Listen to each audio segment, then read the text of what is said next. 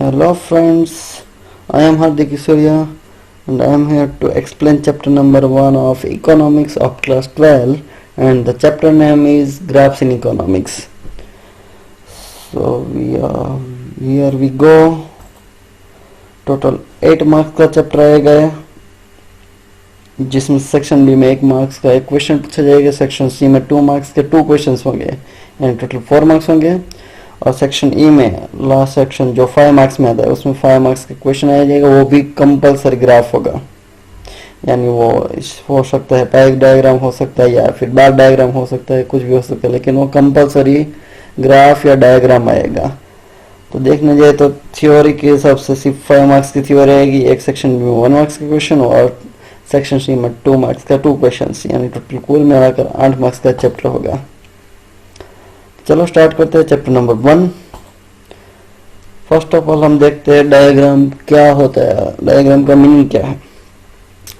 Diagram is a representation of observable data by way of picture. यहाँ पर clear लिखा है क्या, यस, डायग्राम क्या है, वो रिप्रेजेंटेशन है, लेकिन किसका, जो डेटा है वो सिर्फ जिसे हम ऑब्जर्व कर सकते हैं वही डेटा को हम क्या करेंगे, रिप्रेजेंटेशन करेंगे बाय वे ऑफ पिक्चर।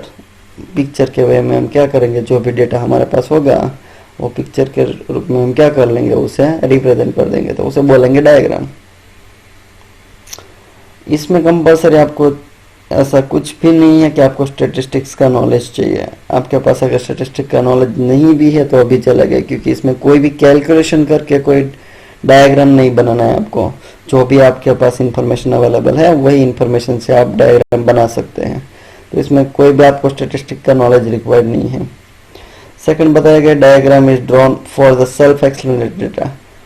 हम सिर्फ वही डेटा का डायग्राम बना सकते हैं जो डेटा सेल्फ एक्सप्लेनेटरी हो। सेल्फ एक्सप्लेनेटरी यानी क्या, जो देखकर भी कोई भी आराम से समझ जाए, जिसे हम एक्सप्लेन करने की जरूरत ना पड़े या फिर उसे कैलकुलेट करने की जरूरत ना हो, ऐसे डेटा को बोल सकते हैं सेल्फ एक्सप्लेनेटरी डेटा। तो ये हो गया डायग्राम का मीनिंग। अब देखते हैं ग्राफ का मीनिंग क्या होता है। Graph is a representation of observable data by way of picture. तो आप बोलेंगे दोनों डिफाइन तो सेम है, उसमें कोई भी चेंज नहीं है। हाँ, दोनों की डिफाइन सेम है, लेकिन दोनों में डिफरेंट क्या है। ग्राफ में आपको स्टैटिस्टिकल इंफॉर्मेशन है वो प्रॉपरली आपके पास होनी चाहिए, क्योंकि हम ग्राफ कौन सी इंफॉर्मेशन के लिए ड्रॉ करते हैं, जो सेल्फ एक्सप्लेनेटरी नहीं है, यानी खुद जो भी इंफॉर्मेशन हमारे पास है वही इंफॉर्मेशन से हम ग्राफ नहीं बना सकते। उसे सबसे पहले हमें स्टैटिस्टिकल मेथड यूज करके कन्वर्ट करना होगा, फिर उसके बाद हम उसे पिक्चर में एक्सप्लेन कर सकते हैं या फिर ड्रॉ कर सकते हैं। तो कंपल्सरी दोनों में से डिफरेंट क्या हो गया, वो डायग्राम में आप सेल्फ एक्सप्लेनेटरी डेटा था आपके पास, यहाँ पर आपके पास है not self explanatory data. Second बताया गया knowledge of statistics required compulsory. आपके पास स्टैटिस्टिक्स का नॉलेज भी कंपल्सरी चाहिए। अब डायग्राम में अगर आपके पास कोई स्टैटिस्टिक्स का नॉलेज नहीं होगा तो भी चलता, लेकिन ग्राफ में आपको कंपल्सरी चाहिए स्टैटिस्टिक्स का नॉलेज। तो अब देखा तो दोनों की डिफरेंस सेम है, लेकिन दोनों एक दूसरे से कंप्लीटली एक दूसरे से अलग है। चलो आगे बढ़े। अब हमारे पास importance of diagram and graphs in economics. 2 marks में भी क्वेश्चन पूछ लेते हैं। क्या है इंपॉर्टेंस ग्राफ और डायग्राम्स का। सबसे पहला इंपॉर्टेंस है the study of the subject of economic which is perceived as the difficult and complicated is made easier. जो बहुत लोग ऐसे मानते हैं कि जो इकोनॉमिक्स की स्टडी है बहुत ही डिफिकल्ट है, उस डिफिकल्ट स्टडी को इजी बनाने का काम है डायग्राम और ग्राफ का, क्योंकि डायग्राम और ग्राफ में जो इन्फॉर्मेशन हमने एक्सप्लेन की है वो इजीली समझ में आ जाएगी। सेकंड बताया गया है कि बहुत सारे ट्रेंड्स जो मार्केट में चलते हैं, रिसेशन, बूम पीरियड, ऐसे बहुत सारे ट्रेंड्स चलते हैं। तो अगर ट्रेंड्स को हमें ऑब्जर्व करना है या फिर समझना हो तो अभी डायग्राम और ग्राफ्स बहुत ही इंपॉर्टेंट है। थर्ड बताया गया है कि अलग अलग जो सेक्टर है इकोनॉमी की, for example primary sector, secondary sector, service sector, ऐसे बहुत सारी इकोनॉमी जो हमारी है। तो इकोनॉमी जो भी चेंजेस आते हैं वो चेंजेस को अगर समझना हो तो आराम से हम डायग्राम की हेल्प लेकर समझ सकते हैं, क्योंकि हमारे सामने डायग्राम होगा, ईयर के ऊपर वो जो भी हमारा बार होगा वो बार होगा, बार में लिखा ही होगा कौन से साल में कितना ग्रोथ हुआ है। तो जो एजुकेटेड पर्सन नहीं है या फिर कम पढ़ा लिखा पर्सन है वो भी इजीली समझ पाएगा कि कौन से साल में कितना ग्रोथ हुआ है। इजीली कंपैरिजन भी कर सकते हैं। किसकी कंपैरिजन कर सकते हैं?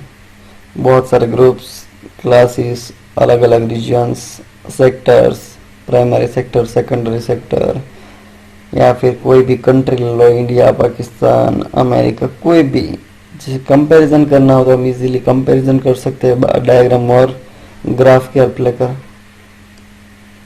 उसके बाद बताया गया time and efforts of presenter in the explaining and the reader in understanding this aspect is saved. यहाँ पर दोनों के एफर्ट्स बचेंगे। दोनों कौन? तो एक जो प्रेजेंट करता है वो, और सेकंड जो रीडर होता है वो। जो प्रेजेंट करने वाला है उसको एक्सप्लेन करने में टाइम नहीं लगेगा बहुत ज़्यादा, ना तो बहुत ज़्यादा एफर्ट्स लगानी पड़ेगी क्योंकि डायग्राम में खुद सामने वाला देखकर समझ जाएगा। और सेकंड रीडर है उसका भी टाइम बचेगा, उसकी भी एफर्ट बचेगी कि वो डायग्राम देखकर वो समझ जाएगा। वही इन्फॉर्मेशन अगर हमारे पास पूरे 2-3 पैराग्राफ में होती तो शायद प्रेजेंटर को एक्सप्लेन करने में बहुत सारा टाइम लग जाता, रीडर को समझने में बहुत सारा टाइम लग जाता। तो इस वे में जो प्रेजेंटर होते हैं, जो रीडर होते हैं, दोनों के एफर्ट्स और टाइम दोनों बचते हैं। तो ये हमारे सारे थे importance of diagram and graph. और लास्ट हमारे पास है certain difficult principles of economics are easy to understand. अब इकोनॉमिक्स का बहुत सारे प्रिंसिपल्स है, for example law of demand, law of supply, जो आगे के चैप्टर्स में आने वाले हैं। तो ऐसे बहुत सारे प्रिंसिपल्स हैं, इसे समझना हो तो आप इजीली समझ सकते हैं ग्राफ की हेल्प लेकर। तो हमारे पास 6 इंपॉर्टेंस थे डायग्राम और ग्राफ के, जो कि बहुत ही इजी हो चुके हैं। अब आगे बढ़ सकते हैं। अब हमारे पास है aspects to be considered while drawing a graph. एक क्वेश्चन बहुत ही इंपॉर्टेंट है। आपको ऐसा क्वेश्चन पूछा गया है कि क्वेश्चन पूछेंगे कि जब हम डायग्राम या ग्राफ ड्रॉ कर रहे हैं तब कौन कौन सी चीजें हमें ध्यान में रखनी होगी तो प्रॉपर हमारा डायग्राम है वो परफेक्ट बनेगा। चलो आपके स्क्रीन के सामने एक डायग्राम बना हुआ है, ग्राफ बना हुआ है, कह सकते हैं आप बार ग्राफ, बार डायग्राम बोल सकते हैं, जो आप बहुत सारी बार ड्रॉ कर चुके हैं क्योंकि ये आपको 8, 9, 10, 11 सब स्टैंडर्ड में आ चुके हैं इससे। तो चलो देखते हैं क्या क्या चाहिए आपको। सबसे पहले आपको देखना होगा choice of type of diagram और ग्राफ एंड द प्रेजेंटेशन। आपके पास जैसी इंफॉर्मेशन है वैसा आपको ग्राफ और डायग्राम सिलेक्ट करना होगा। वो डिपेंड करेगा आपके पास कैसी इंफॉर्मेशन है, उसके ऊपर डिपेंड होगा कि आपको कौन सा बार डायग्राम जो है। कई सारी ऐसी इंफॉर्मेशन भी होगी जो बार डायग्राम पे भी आप ड्रॉ कर सकते हैं या फिर पाई चार्ट की हेल्प लेकर भी आप उसे ड्रॉ कर सकते हैं।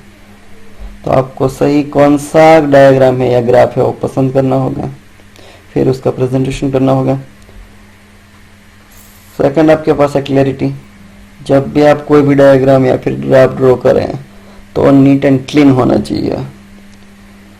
थर्ड बताया गया है स्केल्स एंड मेजर्स। यस, यहाँ पर आप देख सकते हैं कि यहाँ पर जो स्टार्ट हुई है स्केल्स मेजर, यहाँ पर 0 से स्टार्ट हुई है। नंबर ऑफ एम्प्लॉइज वो डायरेक्ट 50, 50 से 100, 100 से 150। तो सबके बीच में आप देख ले स्केल सेम है, 50 का डिफरेंस है। यहाँ पर भी सेम है, देखो यहाँ से 0 से 20, फिर 20 से 30, 30 से 40, तो सबके बीच में 10-10 का गैप है। इट मीन्स कि आपका जो मेजरमेंट्स और स्केल है वो सेम होना चाहिए, वो डिफरेंट नहीं होना चाहिए, और प्रॉपर आपका जो स्केल मेजर है अकॉर्डिंग टू इंफॉर्मेशन होना चाहिए। फोर्थ बताया गया है रिप्रेजेंटेशन ऑफ एक्सिस। अब जब भी आप ड्रॉ कर रहे हैं डायग्राम या फिर ग्राफ तो आपके पास 2 एक्सिस होते हैं, x axis and y axis. तो एक्स एक्सिस पे हम कौन सी इंफॉर्मेशन प्रेजेंट करेंगे और वाई एक्सिस पे पर हम कौन कौन सी इंफॉर्मेशन प्रेजेंट करेंगे। तो मैं आपको बता देता हूँ, जब एक्स एक्सिस पे आप ऑलवेज वही इंफॉर्मेशन एक्सप्लेन करेंगे जो इंडिपेंडेंट हो, यानी वो किसी के ऊपर भी डिपेंडेंट नहीं है, फॉर एग्जांपल। और आप वाई एक्सिस के ऊपर वही इंफॉर्मेशन प्रेजेंट करेंगे जो डिपेंडेंट है।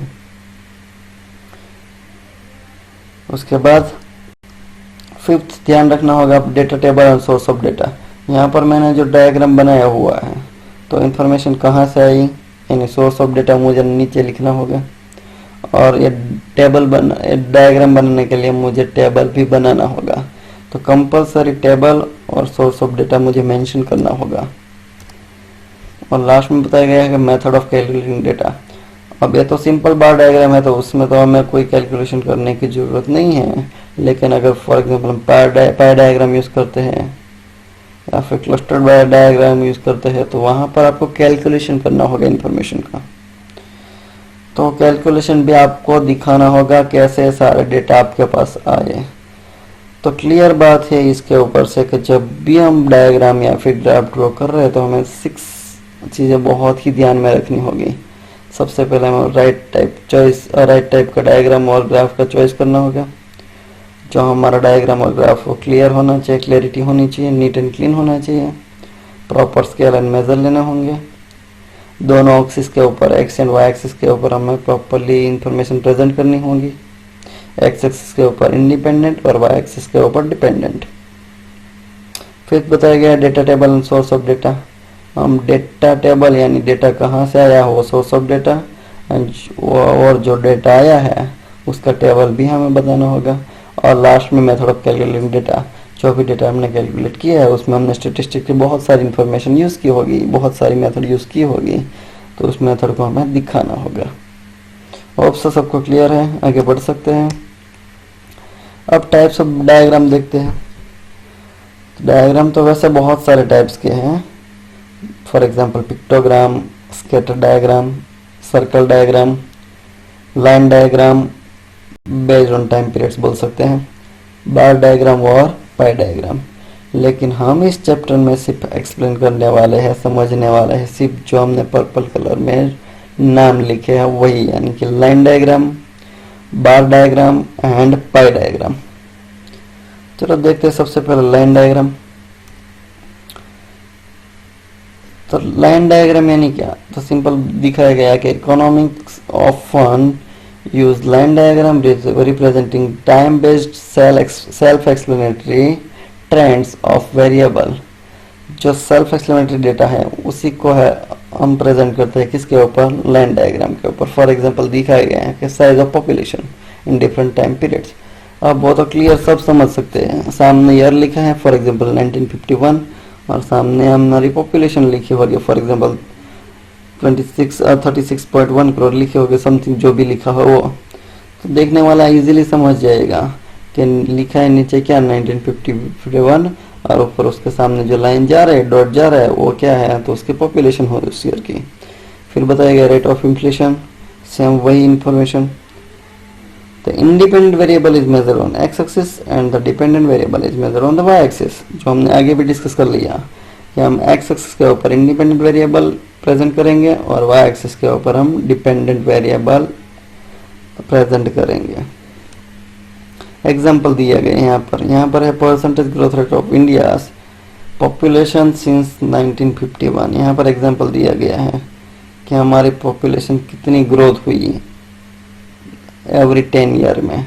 तो 1951 टू 61 में हमारी 21.64% जो पॉपुलेशन हो इंक्रीज हुई थी। फिर 1981 टू 91 में हमारी पॉपुलेशन इंक्रीज हुई 23.87% और लास्ट में 2001 और 2010-11 में हमारी पॉपुलेशन इंक्रीज हुई थी 17.64%। तो यह हमारा जो हमने आगे डिस्कस किया था कि हमारे पास क्या होना चाहिए, सोर्सेस ऑफ डेटा, और सेकंड हमारे पास क्या होना चाहिए, टेबल। तो ये रहा हमारा टेबल। अब हम उसी को अगर टाइम बेस्ड लाइन डायग्राम पे प्रेजेंट करना चाहे तो इस तरह से हम प्रेजेंट कर सकते हैं। देखो मैंने वाई एक्सिस के ऊपर लिया है एक्स एक्सिस पे मैंने लिया है टाइम पीरियड जो किसी के ऊपर डिपेंडेंट नहीं है, और मैंने वाई एक्सिस पे ऊपर लिया है growth rate of population in percentage. यहाँ पर मैंने स्केल यूज़ किया है 0 to 5, 5 to 10 यानी 5 डिग्री का मैंने गैप लिया है और नीचे 10 ईयर का गैप लिया गया है। अब आप देख सकते हैं 1950-51 में पॉपुलेशन है 21.64 करोड़। फिर 1960-71 में है मेरे पास 24.8। वैसे ही 1991-2001 में है मेरे पास 21.54% इंक्रीज हुई और 2001 और 2010 यानी कि 10 ईयर में 17.64% पॉपुलेशन इंक्रीज हुई है। तो इस तरह से easily time based line diagram हम ड्रॉ कर सकते हैं। तो आज तक इतना ही रखेंगे। नेक्स्ट टॉपिक से और नेक्स्ट सेशन में हम डिस्कस करेंगे। तब तक थैंक यू, बाय बाय।